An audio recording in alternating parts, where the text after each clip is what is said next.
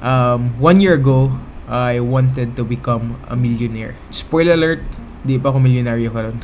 But I wanted to share with you unsa akong mga natunan during that process of trying to achieve that goal. And ako i-share sa inyo ang akong na-receive nga email that I wrote for myself a year ago and scheduled it for January 1 this year. And yeah, I wrote that email nga na ako sa very low good nga point sa akong life.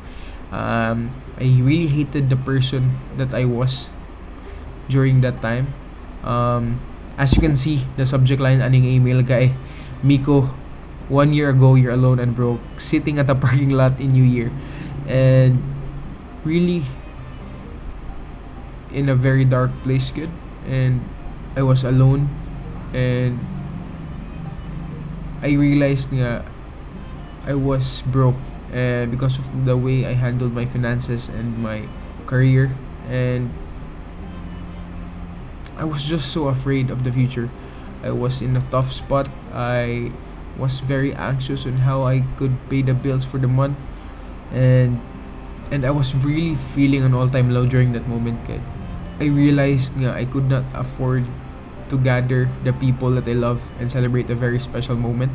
And reading the email right now, like, really just makes me feel a lot of feelings. Kaya during that time, good, I really did not know where my life was heading at. And let me tell you why that email still matters to me today, and how I am really so proud of myself looking at it and reading that email right now.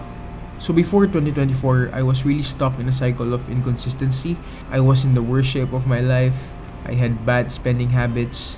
Kana bitaw, wala gid ko na proud sa person nga I'm becoming. Gusto ko magbago pero wala ako kabalon sa na nga time. I just kept on working out without any plans. I was so stressed. My relationships were all fucked up, and I was really catching up with my expenses and the bills that I have to pay. So that moment was really the tipping point for me. Gusto kay na ako mabira akong self ato nga rat and wanted to make 2024 my year. And fast forward karon, I fucked up a lot of times this year.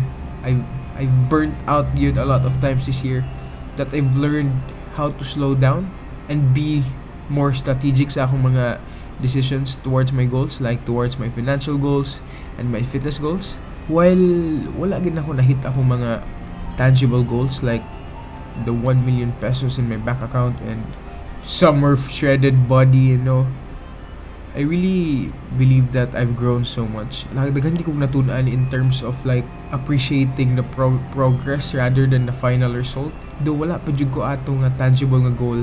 I've grown a lot externally. Pero I've grown a lot internally in a way nga I've learned how to recover fast when I burnt out. Akong natunan nga how to tweak fast when I fuck up. This year was not my year. I was very imperfect of my processes. My systems were fucked up.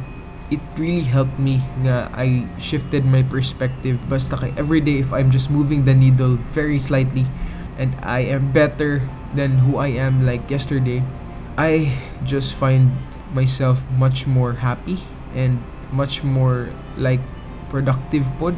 Progress is very ugly. I just have learned good nga how to love the ups and downs. And I think akong biggest lesson and akong na-learn nga ang true growth good comes from staying consistent and learning from your failures and being much better from who you are good kagahapon and the days before.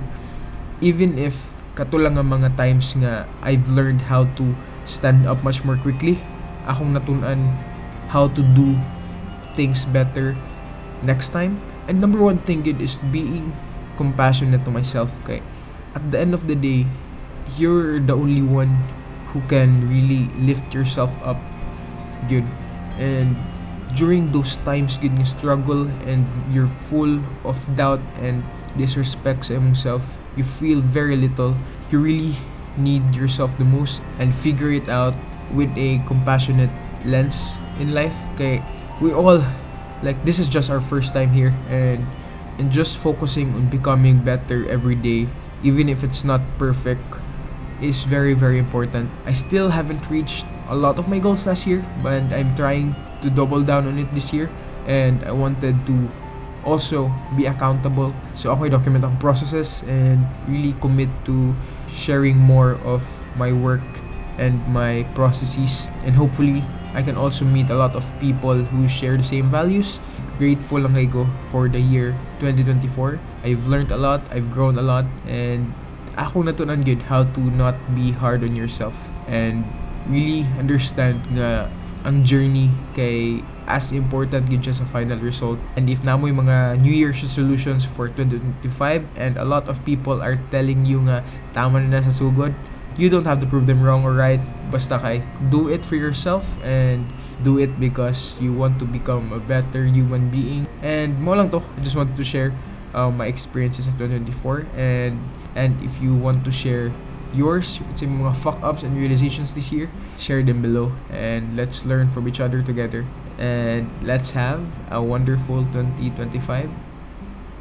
Let's This go. ain't cheddar, Bye-bye. it's quiche.